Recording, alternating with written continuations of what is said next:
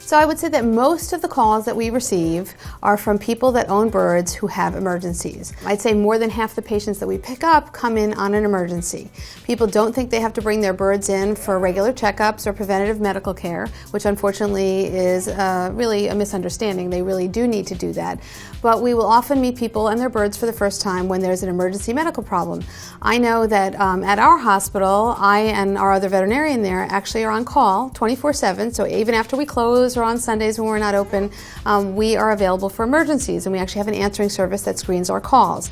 We work very carefully with 3 local emergency hospitals that are open 24/7 to go in and train those vets to make sure that they understand basic medical care, not necessarily diagnostic care, but basic life-saving medical care for birds in case there is an emergency. And we have a really great setup. I do think it's really important when you have an emergency that you work with a veterinary hospital that can handle this, right, Sarah?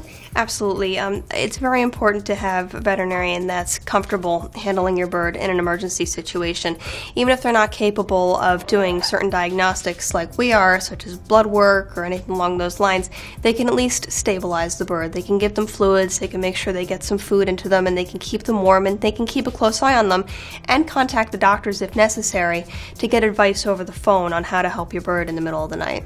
So when you choose a veterinarian for your bird, I think it's very important that you discuss a potential emergency situation. You don't want to get caught where your bird can't breathe or is bleeding or has some really serious life-threatening condition and you're left calling around to the whole neighborhood only to be left with an emergency clinic that is open for cats and dogs 24 hours but has never treated a bird. So choose your veterinarian wisely, pick someone who's available to you 24/7.